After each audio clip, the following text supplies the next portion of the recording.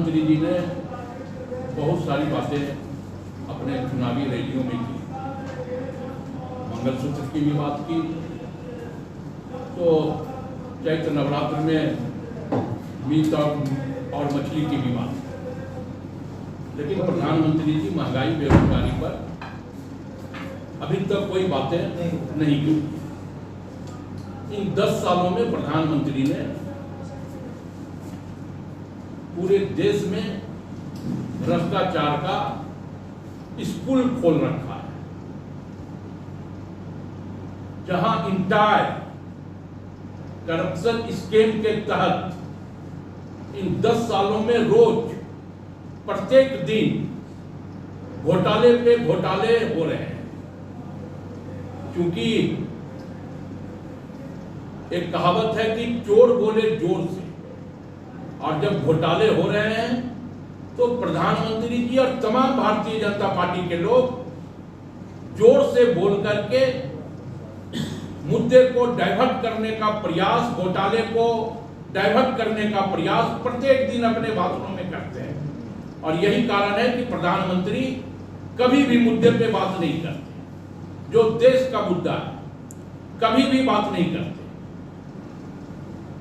प्रधानमंत्री जी के नेतृत्व में छापा डालकर चंदे की वसूली कैसे की जाती है, यह इलेक्ट्रोल बॉन्ड के माध्यम से तमाम आप लोगों को भी पता है। चंदा लेके कैसे ठेका बांटा जाता है, यह प्रधानमंत्री जी का जो भ्रष्टाचार है, इन 10 सालों में भ्रष्टाचारियों का जो धुलने वाली वॉशिंग मशीन है वह कैसे काम करती है, यह भी प्रधानमंत्री जी को बता देना चाहिए। एजेंसियों का हाल आप लोग भी जानते हैं, तमाम लोग, देश की जनता भी जानती है कि एजेंसियों के माध्यम से कैसे बेल और गेल का खेल खेल करके चंदा वसूली का धंधा प्रधानमंत्री जी के द्वारा इन 10 सालों में चलते रहा है। उसके कुछ उदाहरण हैं। उन उदाहरणों में अडानी एयरपोर्ट भी है केरल में, कि कैसे बिना कोई कागजी कार्रवाई किए अडानी जिस टेंडर पर सिक्योर नहीं कर सकते थे, उनको भी प्रधानमंत्री जी के आशीर्वाद से 5 एयरपोर्ट अडानी जी को दे दिया गया, बिना कोई कागज का, बिना कोई इंश्योरेंस का, बिना कोई श्योर का, किसी भी तरह का जो एक ठेकेदार के लिए टेंडर भरने के लिए जो जरूरी चीज होता है वो भी अडानी जी के पास नहीं था। लेकिन उसके बावजूद अडानी जी को 6 एयरपोर्ट प्रधानमंत्री जी के आशीर्वाद से मिल गया। तो मैं पूछना चाहता हूं कि प्रधानमंत्री जी इसे भ्रष्टाचार कहते हैं या नहीं कहते? बात कर ले हम लोग, तो असम पुलिस ने भाजपा सांसद आरपी शर्मा की पुत्री पल्लवी शर्मा समेत 19 सरकारी अधिकारियों को कैश के बदले जॉब, मतलब रिश्वत के बदले नौकरी, घोटाले में गिरफ्तार किया। और ये पल्लवी शर्मा कौन है? ये भारतीय जनता पार्टी के सांसद की बेटी है। प्रधानमंत्री जी इसे भ्रष्टाचार कहते हैं या नहीं कहते? प्रधानमंत्री जी को जवाब देना चाहिए। अडानी भूमि घोटाला है गुजरात में। प्रधानमंत्री जी गुजरात मॉडल पूरे देश में दिखाते हैं। तो गुजरात मॉडल यह है कि अडानी जी को 14,305 एकड़ की भूमि फ्री में अलॉट कर दिया। अडानी जी से इतना प्रेम प्रधानमंत्री जी का, किसानों से प्रेम नहीं है प्रधानमंत्री जी को। एमएसपी की गारंटी नहीं देते प्रधानमंत्री जी, किसानों के रास्ते में कील घोंपने का काम करते प्रधानमंत्री जी, उनको खालिस्तानी कहने का काम करते प्रधानमंत्री जी। लेकिन किसानों के चेहरे पे मुस्कुराहट लाने का काम प्रधानमंत्री जी से नहीं होता। दूसरा घोटाला है अहमदाबाद का, जो सबसे मुख्य घोटाला हुआ है, जिला सहकारी बैंक। अहमदाबाद का जिला सहकारी बैंक के डायरेक्टर हैं देश के गृह मंत्री अमित शाह जी। और जब नोटबंदी हुई थी तो 5 दिनों में सिर्फ अहमदाबाद जिला सहकारी बैंक में 745.58 करोड़ रुपए 5 दिनों में जमा हो गए। उसके बाद देश भर के सभी जिला सहकारी बैंक नोट लेने से इनकार कर दिया। तो प्रधानमंत्री जी को यह बताना चाहिए कि प्रधानमंत्री जी इसे भ्रष्टाचार करते हैं या नहीं करते। कब तक देश की जनता को आप झूठ, साजिश और षड्यंत्र के तहत फंसाते रहोगे। 2 करोड़ प्रत्येक वर्ष युवाओं को रोजगार देने का वादा प्रधानमंत्री जी 2024 के चुनावों में एक बार भी नहीं दोहरा रहे। गाय के नाम पे इस राज्य में भी दलितों को, आदिवासियों को, अल्पसंख्यकों को पैरों से बांध करके जिंदा जला दिया गया था। भारतीय जनता पार्टी की सरकार थी, रघुवर दास जी मुख्यमंत्री थे। गौ-कसी के नाम पे पूरे देश में प्रधानमंत्री जी के नजरों के सामने, या यूं कहें प्रधानमंत्री जी के नेतृत्व में अभियान चला, लोगों की जानें गई। फलाफल उसका क्या निकला कि गौ-कसी केंद्र से 250 करोड़ रुपया प्रधानमंत्री जी ने इलेक्ट्रोल बॉन्ड के माध्यम से चंदा लिया। तो यह है भारतीय जनता पार्टी का चाल, चरित्र और चेहरा। दोस्तों, और भी घोटाले हैं और कांग्रेस तमाम घोटालों पर प्रधानमंत्री जी से जवाब चाहती है कि अपने चुनावी भाषणों के दौरान, या मैंने सुना है कि शायद इस लोकसभा के चुनाव में 2 से 3 दिनों के अंदर देश के गृह मंत्री का भी दौरा झारखंड होने जा रहा है। ये आप लोगों के माध्यम से पता चला है। तो मैं देश के गृह मंत्री से भी पूछना चाहता हूं कि उन घोटालों का भी आप जवाब इस राज्य से जरूर देके जाने का काम करेंगे। सरना धर्म कोड पर प्रधानमंत्री जी या गृह मंत्री जी जब चुनावी भाषण झारखंड में दे तो सरना धर्म कोड की बात भी जरूर करें और यह बताएं कि 10 साल कैसे हमने आदिवासियों को छलने का, ठगने का काम किया। मणिपुर में जिस प्रकार की बर्बरतापूर्ण कार्रवाई प्रधानमंत्री जी के नेतृत्व में आदिवासियों पर हुई, प्रधानमंत्री जी को झारखंड आने के पहले माफी मांगनी चाहिए। दोस्तों, घोटाले, बुंदेलखंड पैकेज घोटाला भी है मध्य प्रदेश का, घोटाले, बजट घोटाले भी हैं। राजस्थान के हमारे भाई साहब हैं, राजस्थान में बजरी घोटाला हुआ है। जहां उनकी सरकार है वहां घोटालों का अंबार है, और जहां विपक्ष की सरकार है वहां बिना घोटाले के ईडी, सीबीआई, इनकम टैक्स सब है। वो ये है भारतीय जनता पार्टी का चाल और चरित्र। और एक नया देश के गृह वित्त मंत्री जी ने बिटकॉइन घोटाला भी लाया आम बजट में। तमाम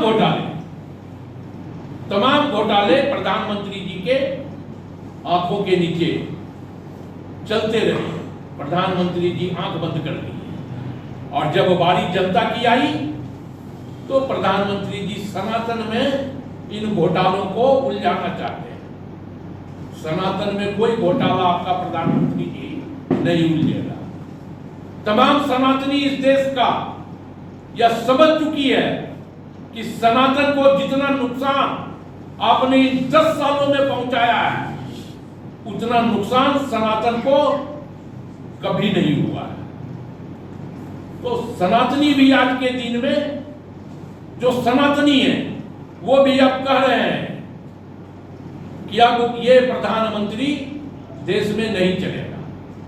इन लोगों ने नारा दिया कि हम राम को लाए हैं, राम को ये लोग लेके आए, लेकिन नीरव मोदी, विजय माल्या, चौकसी को अभी तक ला नहीं पाए और ये लोग राम को लेके आए। कैसी विडंबना है।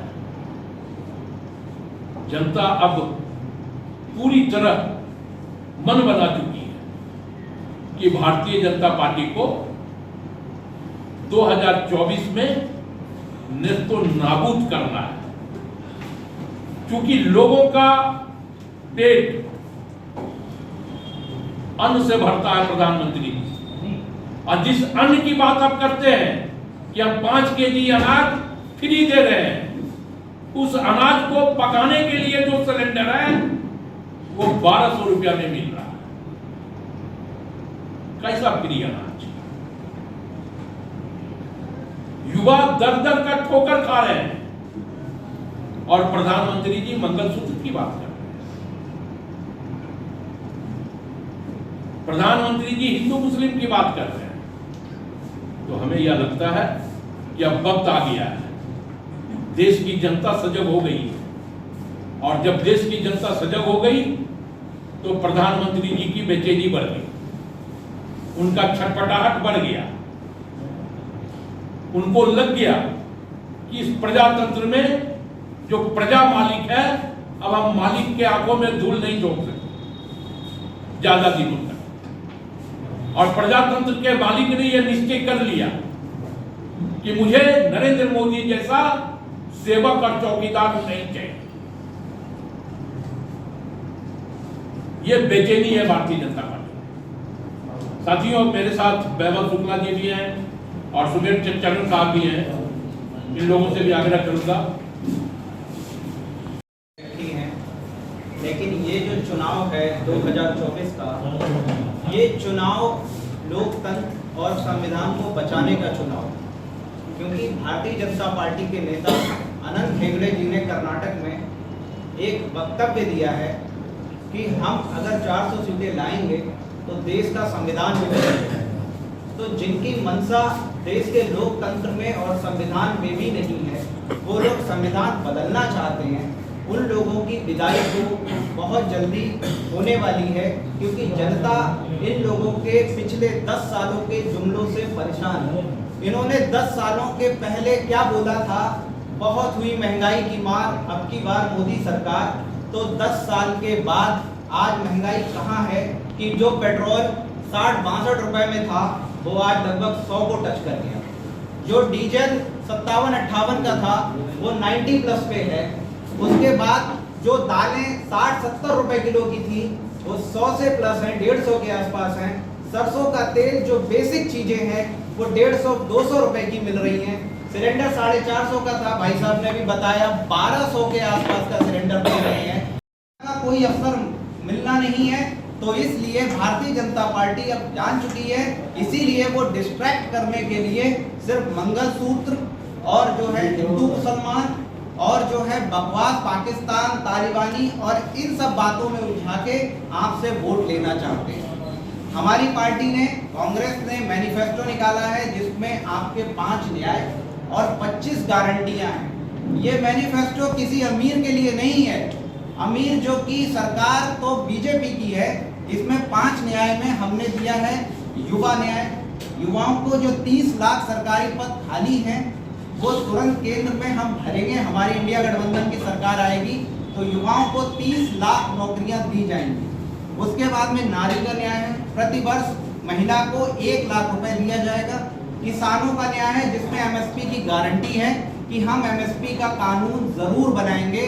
इंडिया गठबंधन की सरकार बनेगी तो किसान हमारी प्राथमिकता है। श्रमिक न्याय है और हिस्सेदारी न्याय है। तो ये 5 न्याय हैं और 25 गारंटियां हैं जो भारत के लोगों से विचार विमर्श करके, गरीब क्लास मजदूर उनसे विचार विमर्श करके हमने ये तैयार किया है मैनिफेस्टो। ये मैनिफेस्टो भारत के पूंजीपतियों का नहीं है, ये उस देश की जनता का है, जिसको जरूरत है, मध्यम वर्गीय, निम्न वर्गीय, लो वर्गीय, उनके द्वारा बनाया गया ये मैनिफेस्टो। तो आज भारत के लोगों को चाहिए कि भाजपा को सबक सिखाएं और जल्द से जल्द इनकी विदाई करें। धन्यवाद। सबसे पहले आदरणीय हमारे राष्ट्रीय अध्यक्ष जी जो हर जगह बात कर रहे हैं, आदरणीय प्रियंका गांधी जी सभी सभाओं में एक बात कह रहे हैं। वो मुख्यतः बात यह है कि भारतीय जनता पार्टी से आदिवासी लोग और एसटी/एससी के लोगों को क्या नुकसान है। महत्वपूर्ण यह है कि इन लोगों ने जो 400 का ये नारा दे रहे हैं, इसमें कहीं ना कहीं एक षड्यंत्र की बदबू आती है। जिस तरीके से इनके सांसद के पुत्र किसानों पे गाड़ी चढ़ा देते हैं, कोई कार्रवाई नहीं होती। हमारे खेल प्रेमी धरना प्रदर्शन करते हैं, इनके मंत्री पे यौन उत्पन्न का आरोप लगाते हैं, कोई कार्रवाई नहीं होती। उसी तरह से पंजाब, राजस्थान या हरियाणा के या सभी जगह के किसान भाई लोग धरना प्रदर्शन की इजाजत लेते हैं तो ये लोग कुचलने का प्रयास करते हैं। और तो और सबसे मोटा आंकड़ा मैं आप लोगों के सामने दे रहा हूं कि इन लोगों ने जो जल, जमीन और जंगल के लिए संघर्ष करने वाले हमारे प्यारे आदिवासी भाई लोग हैं, उनकी जमीन को हथियाने का कार्य करने लगे हैं। ये लोग वन अधिनियम करके, भू को रूपांतरित करके, भूमि अधिग्रहण करके, कानून के अड़ंगा लेके इन लोगों ने छत्तीसगढ़ में अडानी अंबानी को जंगल देने का प्रयास किया है। मैं चाहता हूं आप सभी मीडिया के माध्यम से, आप सब लोकतंत्र के चौथे स्तंभ के माध्यम से प्रत्येक आदिवासी तक वो बात जाए हमारी कि आदिवासी के हक की कोई बात करेगा वो कांग्रेस पार्टी है।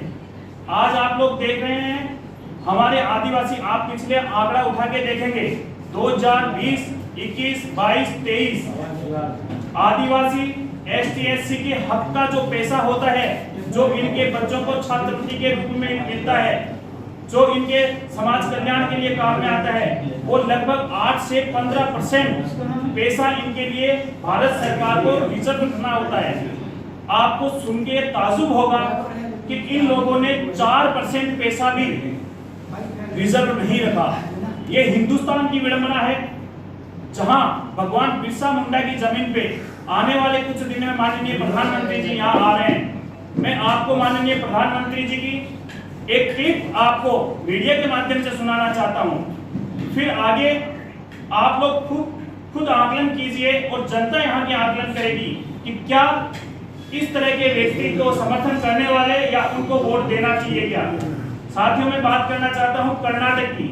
कर्नाटक में जिस तरह से इनकी उज्ज्वला योजना फेल हुई, उसी तरह से इनको एक बहुत लाल प्यार करके एक प्रज्वल नाम के व्यक्ति को इन लोगों ने आरक्षण दिया, संरक्षण दिया, यहाँ तक कि यौन संरक्षण दिया। ये बहुत बड़ा, हिंदुस्तान के अंदर सबसे बड़ा यौन स्कैंडल है। मैं प्रधानमंत्री जी की सबसे पहले अपील आपको सुनाना चाहता हूँ, जो अपील प्रधानमंत्री जी ने उस व्यक्ति के लिए, जो व्यक्ति दुराचारी है, जो व्यक्ति सत्ता के नशे में मदहोश है, जो व्यक्ति यौन शोषण के हिंदुस्तान में सबसे ज्यादा उसके प्रति क्लिप आई है, उस व्यक्ति की माननीय प्रधानमंत्री जी बड़े स्टेज से अगर अपील करते हैं तो ये हिंदुस्तान के देश का दुर्भाग्य है, ये हमारे जनता का दुर्भाग्य है। तो अब हमारे राजस्थान में एक कहावत है, चेत मान का चेत जवानों चेतन को आयो, मतलब अब समय आ गया है जागृति का। तो मैं आप लोगों को एक क्लिपिंग के माध्यम से अवगत करवाना चाहता हूँ, बताना चाहता हूँ।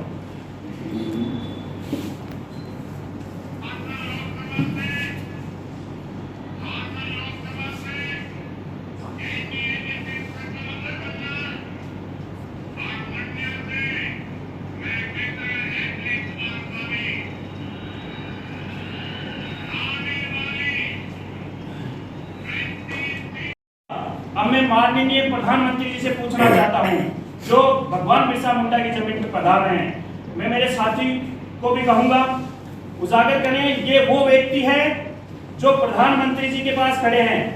ये माननीय प्रधानमंत्री जी हैं और ये प्रज्वल जी है, जिन पे हिंदुस्तान में सबसे ज्यादा सेक्स स्कैंडल का आरोप लगा है।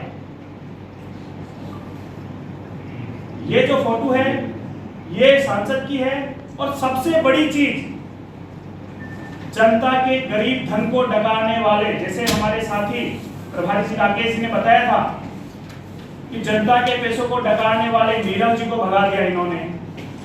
कई लोगों को यहां से धन दौलत लेके भगा दिया। ताजुब की बात जब हुई, जब इलेक्शन होते ही एसआईटी गठित की और इन लोगों ने प्रज्वल को भी यहां से भगा दिया। मैं आशा करता हूं आप सबके माध्यम से हिंदुस्तान के लोकतंत्र की सुरक्षा करने के लिए, ये बहुत बड़ी चीज बोल रहा हूं, हिंदुस्तान का लोकतंत्र पूर्णतः खतरे में है अगर ये लोग वापस आ गए तो। इसलिए सभी लोग, मैं यहाँ कांग्रेस वासियों से, सभी आदिवासी लोगों से, सभी मेरे एसटी/एससी मजदूर भाइयों से, जनरल से, सबसे ओबीसी वर्ग से सबसे निवेदन करता हूँ कि हिंदुस्तान के लोकतंत्र को सुरक्षित रखने के लिए, आदिवासियों को खुद के हक के लिए, जल, जमीन और जंगल की सुरक्षा के लिए कांग्रेस पार्टी के समर्थन में ज्यादा से ज्यादा वोट करने की अपील करता हूँ। चलिए, धन्यवाद।